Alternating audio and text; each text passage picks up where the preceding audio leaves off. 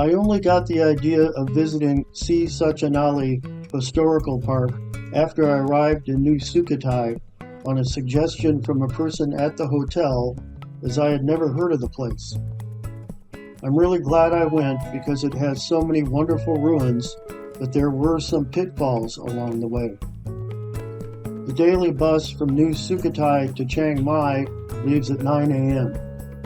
It stops at a flag stop for Si Satchanalai 1.5 hours later.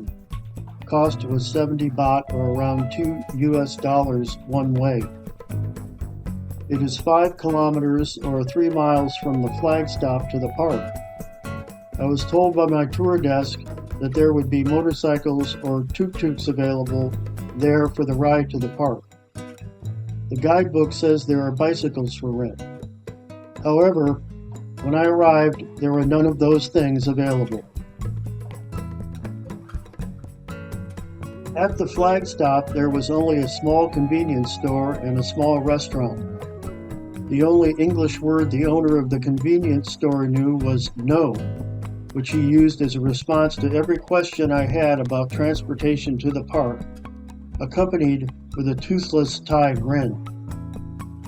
So I decided to walk the 3 miles to the park with some trepidation, as I would also have to walk back to catch the return bus at 5:30 p.m., and the afternoon heat could also be problematic. If I missed that bus, it would have been a real problem. I began walking and got about halfway when a motorcycle officer from the park passed by and took me the rest of the way to the park. He also returned me to the flag stop later that day for no charge. My hat is off to that friendly Thai cop who saved my trip to Si Satchanalai. The route from the flag stop to the park is shown on one map, and the route of the tram inside the park is shown on another. The tram was on again, off again, similar to the Sukhothai Central Zone tram.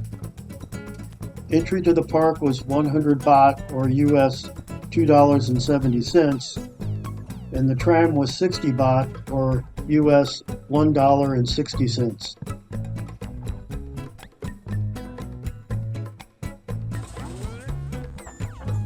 While we take a ride on the park tram, I will give you an introduction to this area. Set among peaceful hills, the 13th to 15th century ruins of the old cities of Si Satchanalai and Chaliang lie 50 kilometers or 31 miles north of New Sukhothai. Less visited than the Sukhothai ruins, the Si Satchanalai-Chaliang Historical Park covers roughly 720 hectares or 1,780 acres and is surrounded by a 12-meter wide moat. Chaliang, 1 kilometer southeast, is an older city dating to the 11th century, though its 2 temples date to the 14th century.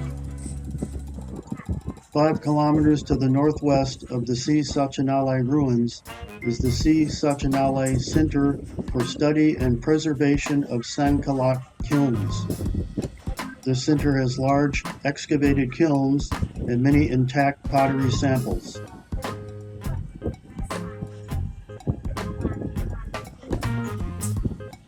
The nearby towns of Ban Hat Sao to the north and Sawangkalak are the main centers for the area. Sawangkalak is 22 kilometers or 14 miles south of Si Satchanalai on Route 101, the same route the bus takes.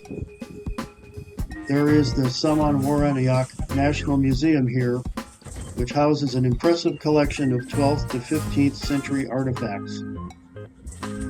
Considering the difficulty I had getting transport to the park from the bus flag stop, I would recommend staying in Sawangkalak and arranging transport from there. You could get a private car tour of Si Satchanalai, Chaliang, and the kilns all on the same day this way. I hope you benefit from my experience if you plan a trip to this great area.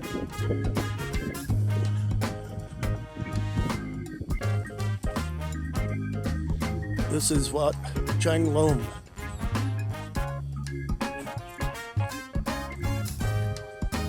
This fine temple, marking the center of the old city of Si Satchanalai, has elephants surrounding a bell-shaped chedai that is somewhat better preserved than its counterpart in Sukhothai.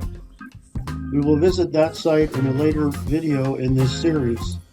An inscription states that the temple was built by King Ramkhamhaeng between 1285 and 1291. The highlight of the temple is the main bell-shaped stupa or chedai enclosed by a square laterite wall. Laterite is rock containing iron, hence the red color. The base of the stupa is tall and square in shape.